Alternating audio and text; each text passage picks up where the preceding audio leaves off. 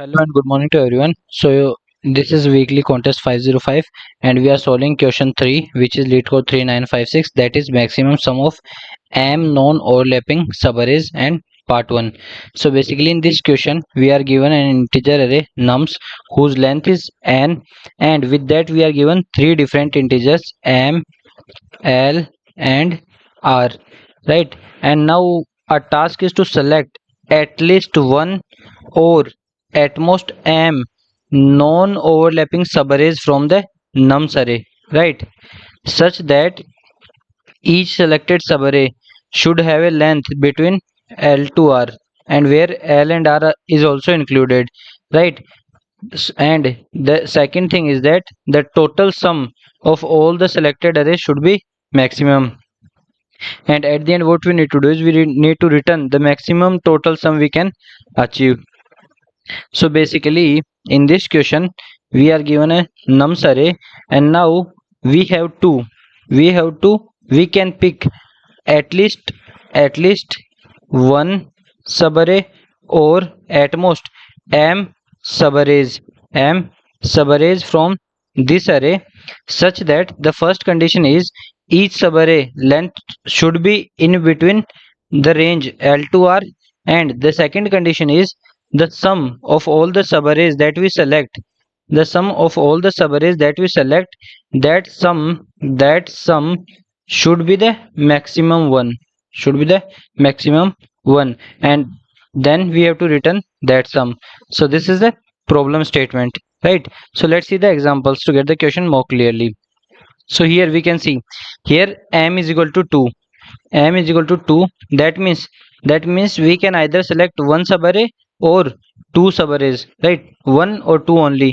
And L is equal to 1 and R is equal to 3, that means the length of the subarray should be either 1, 2 or 3, right? So the subarray length should not be less than 1 and should not be greater than 4. That length should be in the range of L to R.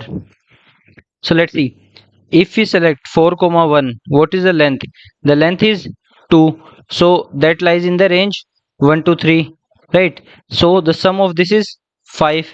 Then we select this subarray 2, its length is 1, it's also in the range 1 to 3, so the sum is 2. So we have selected two subarrays, and at most we can only select m subarrays, and m is 2, so at most we can select two subarrays. Now if we see the sum here is 7, and that is the maximum sum that we can get, so our output is 7 over here, right? So let's see the next example.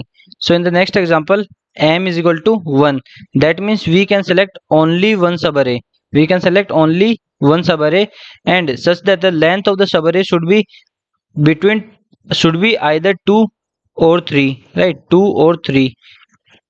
So either we select a subarray of length to this or this, right? So this is having sum as 6 and this one is having sum as 3, so which one is giving maximum sum?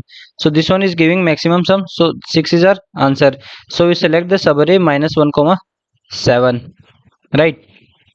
So let's see the third example. So here m is equal to 2, that means we can select two subarrays, we can select at most two subarrays, but at least one, right? And the length range is from 1 to 2, 1 to 2. So which subarray should we select? So if we select this subarray directly having length 1, then the sum is minus 1, right? So and that is the minimum sum that we, sorry, that is the maximum sum that we get, so that is our output over here, right? So let's see the constraints. So here n, which is the length of the nums array, is 10 ki power 3, and each element in the nums array can be from minus 10 ki power 9 to 10 ki power 9, and even the value of m can also be up to 10 ki power 3. Even the value of L and R can also be up to n, which is 10 ki power 3, right? So these are the constraints. So let's move to the approach part. So as we know, at least we can select one subarray, and at most we can select m subarrays, but those subarrays should not be overlapping, right? And with that, their length should be in the range L to R, and their sum should be the maximum one, right? So this is what we want, right?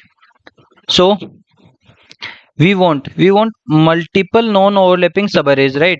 So what we do is we process the subarrays from, we start processing the array from left to right, and then what we do is we keep track of how many subarrays we have selected. First, how many subarrays we have selected, and the second thing that we keep track of is how many elements we have selected or we have taken from the array.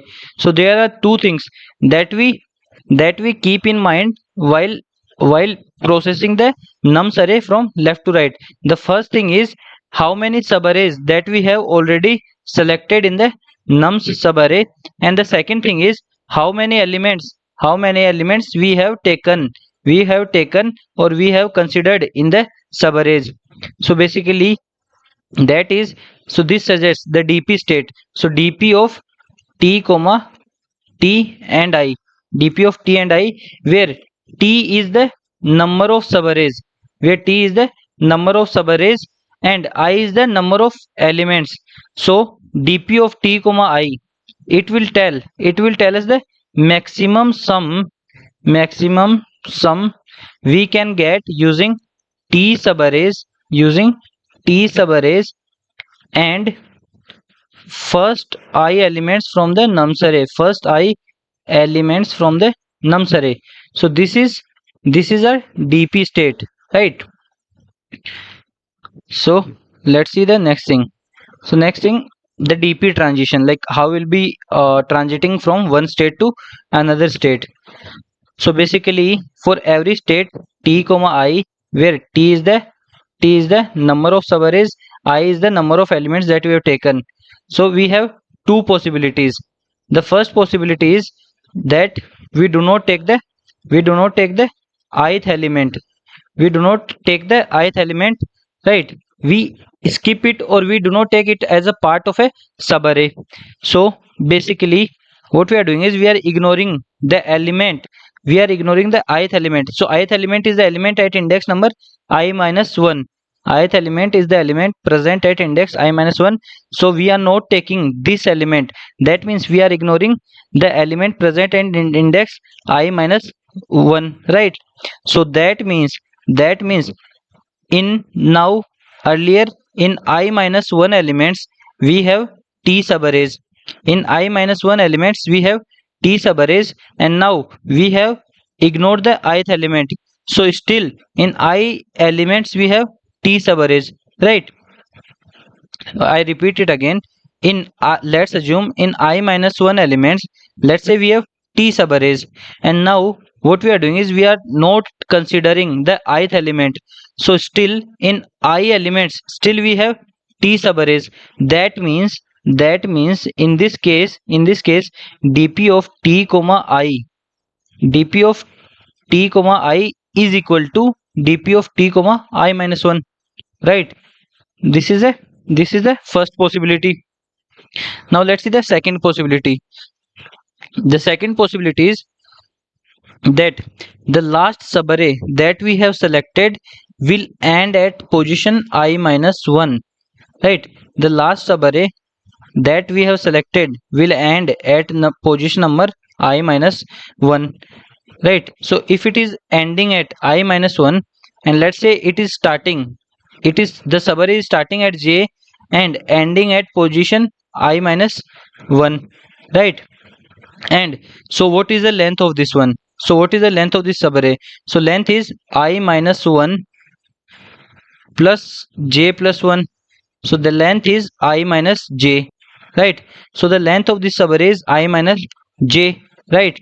And as we know, the length should lie in the range L to R. So I minus j should lie in the range L to R.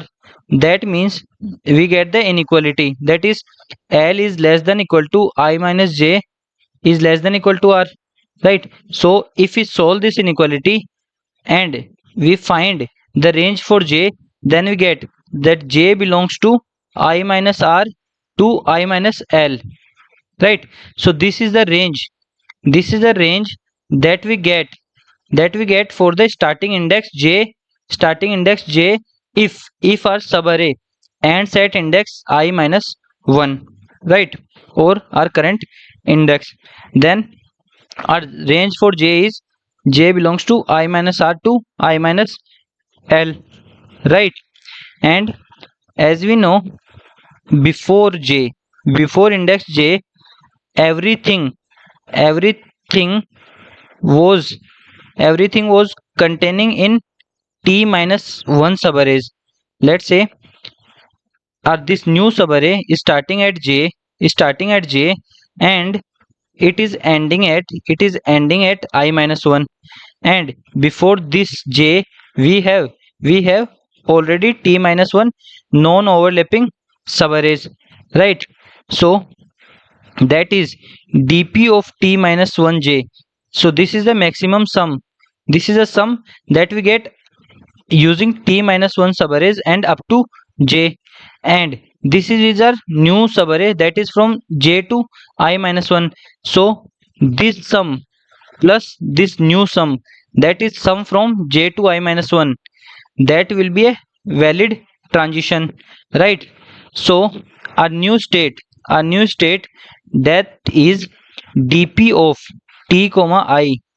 T comma I is basically the maximum value of the two things, that is dp of T comma I minus 1, that is case 1, that is case 1 when we do not consider the I minus then when we do not consider the ith element, or the maximum one, or the maximum of this value, that is dp of T minus 1 comma J plus sum of J comma I minus 1 over the range of J, and J belongs to, J belongs to I minus R to I minus L, that we get using by solving the inequality, right?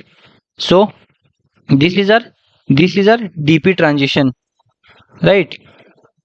So next, if we see, we need the sum from J to I minus 1, right? So instead of iterating from J to I minus 1 and finding the sum, what we'll do is we will use prefix sum, right, for finding the sum, for finding the sum of this subarray, right, sum of the this subarray. So what we do is we'll build a prefix sum subarray where prefix of I will store the sum of the first I elements, first I elements from 0 to index number I, and then if you have to find sum of, sum of subarray from I minus 1 to J, then what we'll do is then we directly take the prefix of I, that is sum from 0 to I minus 1, and then subtract the prefix of J, which is from 0 to J minus 1, 0 to J minus 1. So this difference will give us the sum from J to I minus 1, and that is what we need, that we what is, that is what we need in this formula, sum of J to I minus 1. So if we substitute that, if we substitute sum of J to I minus 1 with this value, then our formula will become dp of T comma I will be maximum of this dp comma maximum of dp of T minus 1 comma J plus this value has been substituted with prefix of I minus prefix of J, right? So this is a, this is a new formula that we get. Now next thing that we'll see is, so here we have, here we have this dp of T minus 1 to J plus prefix of I minus prefix of J, right? So if we rearrange this thing, if we rearrange this thing and bring prefix of I plus dp of T minus 1 J minus prefix of J, and as we know, for a fixed I, for a fixed I, prefix of I, prefix of I is will be constant, right? For a fixed I, prefix of I will be constant. So earlier we were finding the maximum value of this whole thing, we are finding the maximum value of this whole thing, but prefix of I is constant. So what we do is we bring that constant out of the maximum. So now we need the maximum value of only this thing, that is dp of t minus 1 to j minus prefix of j, right? So we need the maximum value of this over the range from j belongs to I minus r to I minus l, over the range of this j, right? But if we iterate over this j and find the maximum value, then the time complexity of this thing will be r minus l, big of r minus l, right? So this is the time complexity of finding the maximum. And already we know that we have dp of t comma I. So t belongs from 1 to m, and I belongs from 1 to n. So in the worst case, the overall time complexity will be big of m into n for finding all the states of the dp, and to find the maximum it will be r minus l, right? And even this r minus l, in worst case it can be equal to n. So the time complexity is big of m into n square in the worst case. And as per the constraints, m is equal to 10 ki power 3, n is also equal to 10 ki power 3, so it will be 10 ki power 9. So it will give us time limit exceed, right? So what we do need to do is we need to optimize this thing, that is finding the maximum of this value, that is dp of t minus 1 j minus prefix of j over this range, right? Over this range, or over this window. So we need to optimize this thing, right? So let's see how we'll be optimizing it. So as we know, as I increases, the range of j, so range of j is I minus r to I minus l. So here r is fixed, l is also fixed. So if we increase I, then this range of j will also shift by one position to the right side. So if increase I by 1, then this range will also increase by 1, right?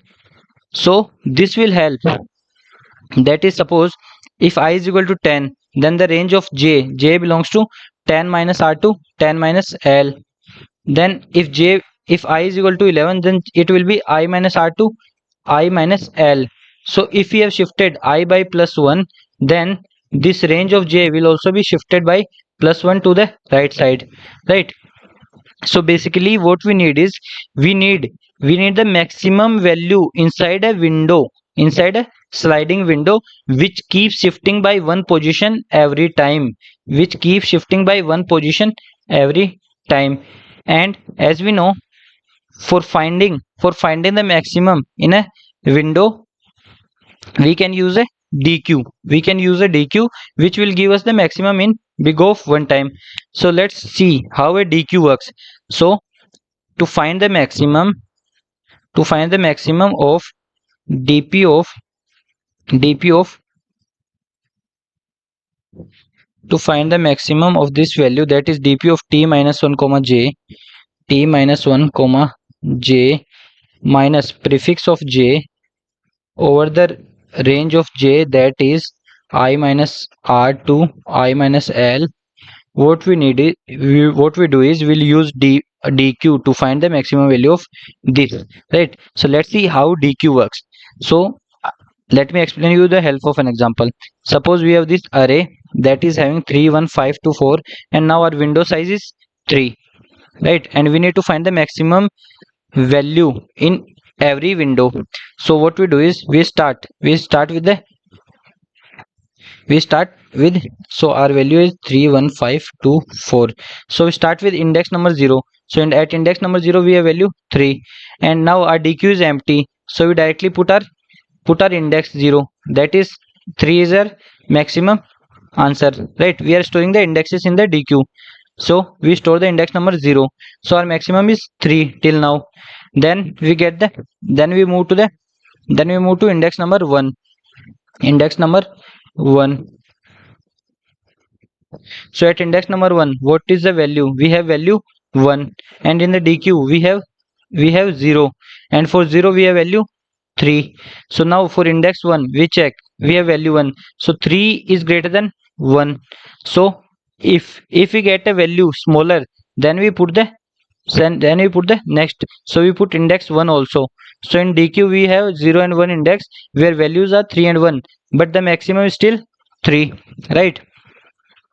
Then we move to the next index, then we move to the index number 2 where value is 5, right? So now if we see, we have values 3 comma 1, so 5 is greater than 1, 5 is greater than 1, so we remove this one, right? So remove this index, then we check next value, so we have 3, 3 is again smaller than 5, so we remove this also, right? So now our DQ becomes empty, so we push index number 2, so value is 5.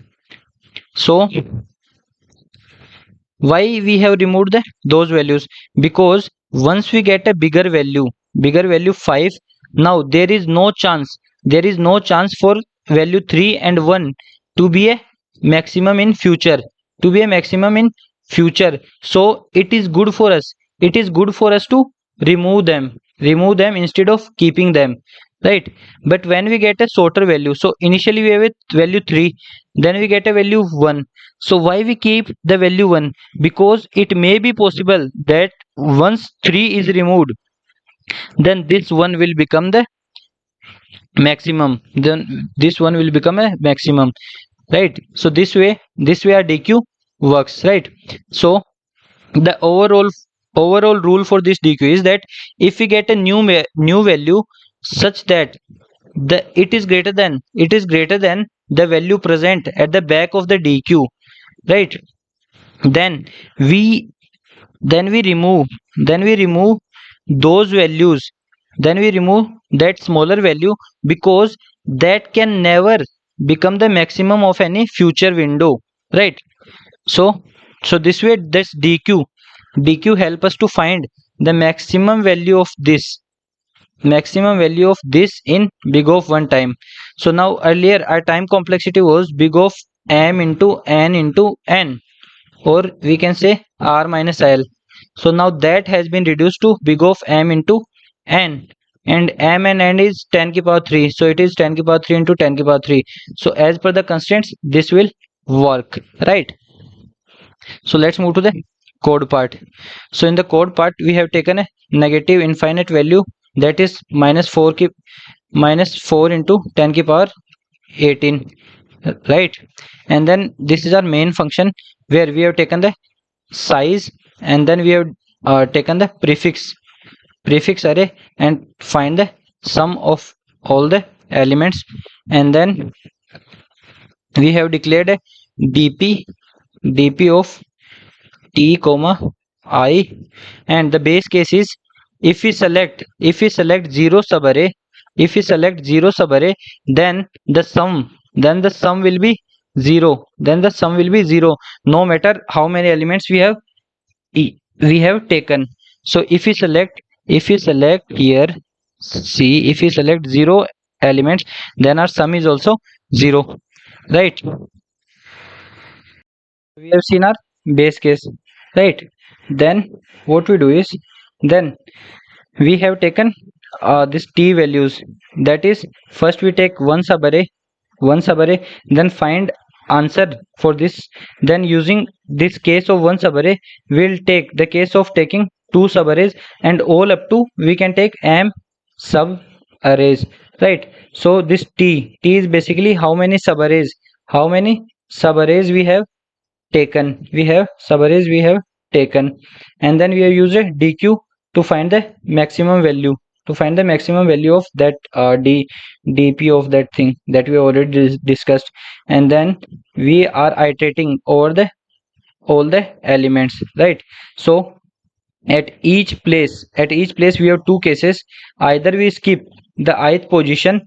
So if we skip the ith position, we have already discussed that then dp of t comma I will be equal to dp of t comma I minus 1.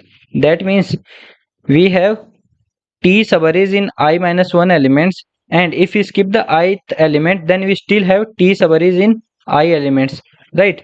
And then we know The second case is that we have to find j is I minus j belongs to I minus r to I minus l, that we have already discussed, right?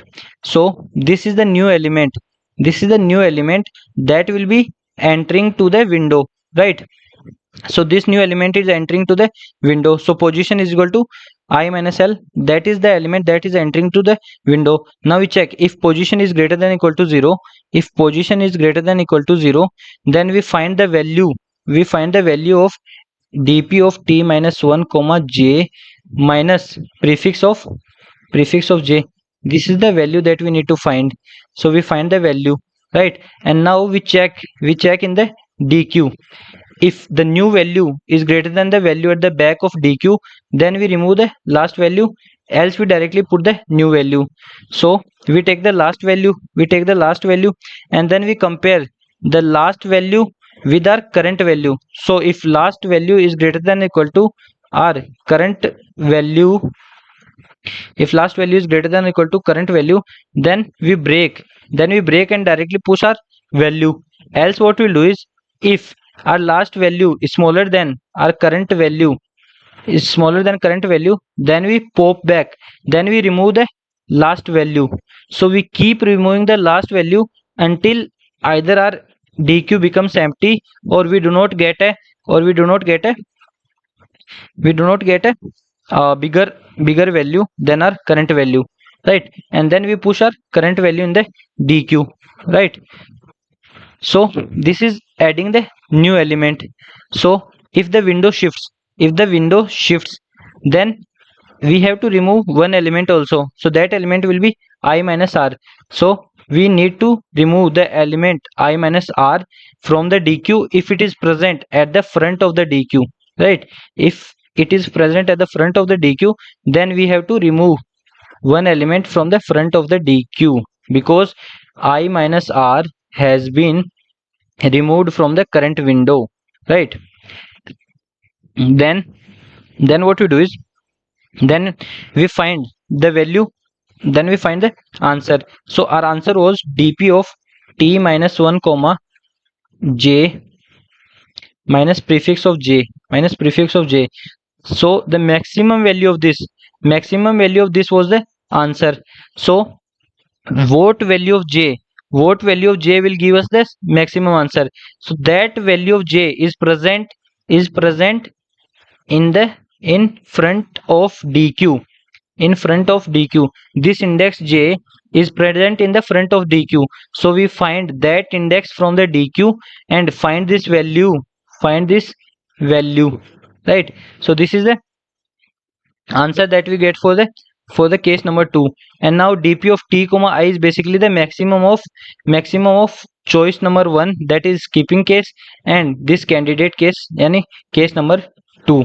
So dp of t comma I is the maximum of these two, and at the end we take answer of maximum answer comma the maximum, or the dp of with t subarrays having all the n elements, that value we take, and at the end we return our answer, right? So this is our code. So even if you notice here one thing, that to compute dp of t, we only need dp of t minus 1, right? We only need dp of t minus 1. We do not need 2 minus 2, t minus 3. So we do not, so there is no need of a 2d dp. What we can do is, we can use two 1d dps named as previous and current, right? So what we'll do is, in the above code we replace dp of t minus 1 with the previous and dp of t with current. So that is basically, we have space optimized the above code, right? We have space optimized the code.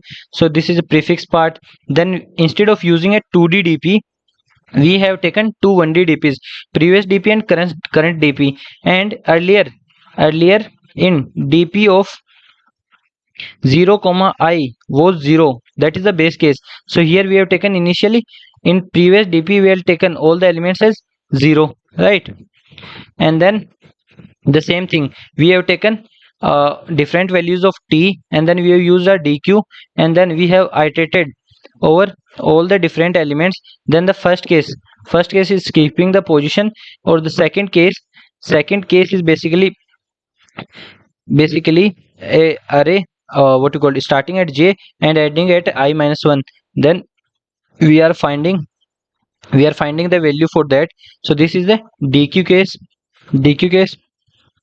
Then removing the elements from the dq, and then finding the answer and storing the answer, and then we are swapping previous and current dp, right?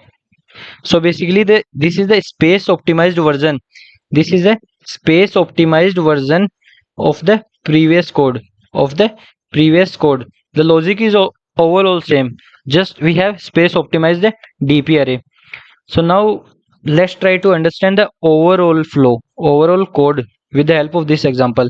So we have taken 4 1 minus 5 comma 2, and m is equal to 2, l is equal to 1, and r is equal to 3. So first of all we find the prefix, that is 0 4 4 1 5. 5 minus 5 is again 0, and 0 plus 2 is 0. So we get the prefix sum, and our initial dp, that is for 0 subarrays. If we take 0 subarrays, then our sum will be 0. So our previous dp will having all the elements as 0, right? Now we'll see the case. If we take is equal to 1, that means we take one subarray only. We take only one subarray. So we are computing our current dp, that is dp of 1 comma, here any value of I can be here, right? So then we store, sorry, so in dq what we will store? We will store previous dp of j minus prefix of j, right? Because earlier what we were storing, dp of t comma j minus prefix of j, right? This was we were storing, but now this thing has been replaced by previous dp, right? So at I is equal to 1, so what is the value of j? J belongs to I minus r to I minus l, so this is the new index, that is coming in the window. So I minus l is 0, because l is equal to 1, wait, l is equal to 1 and r is equal to 3, right? So I minus l is 0. Now what we do is, now we add the value of previous dp of this position minus prefix of this position, because we need to find the maximum of this over the range of j, right? So we add the new element to our current window, right?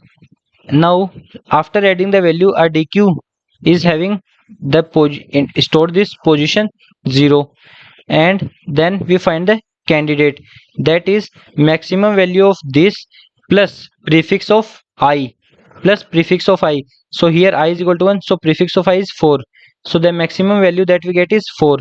So now current dp of 1 is basically maximum of current dp of 0, that is minus infinity or negative, comma this candidate, that is 4. So current dp of 1 we get value as 4, right? So we stored that, right? Then we move to index number I is equal to 2. So for I is equal to 2, what is the range of j? That is 2 minus 3 comma 2 minus 1. So the range is minus 1 to 1, so earlier for I is equal to 1, the range was minus 2 to 0. So we have elements up to 0. So now we need to add the element 1, at 1, right? So for position 1 we'll find the value of previous dp of 1 minus prefix of 1, so that value is minus 4. So that value is minus 4. So in dq we have 0, so and that value of 0 is 0. So now our new value is lesser than the value stored there. So minus 4 is lesser than 0. So if we get a new value, we directly push it. So we push the new index also. So we pushed 1 in the dq, right? Then we find the candidate, that is the maximum over this range. So the maximum over this range is stored in dp. in dq, sorry. So dq is giving 0, so we get previous dp of 0 minus prefix of 0 plus prefix of I, so that the value that we are getting is 5. So our current dp of 2 is equal to 5. So that is the subarray 4 comma 1, right? So then we go to index number 3. So for index number 3, what is the range? That is 3 minus 3 to 3 minus 1, that is 0 to 2, and earlier range was minus 1 to 1. Now a new element has to add, that is the 2. So we have added 2, and the value for that is minus 5, right? And in the dq we have index 0 and 1. For 0 the value is 0, for 1 the value is minus 4, and our new value is minus 5, which is even smaller than minus 4, so we directly add. So we directly add 2 here. So in dq we have 0 1 2, and values are 0 minus 4 and minus 5. Now we find the maximum value of the candidate, right? Over this range, the maximum value is, so dp will give us the maximum value. So in dq dq will give us the maximum value. So in dq the front value is 0, so at 0 we have 0, prefix is 0, even our current prefix is also 0, so this value is 0.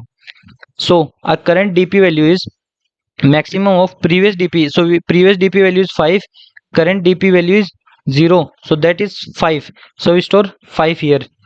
Then we move to I is equal to 4, right?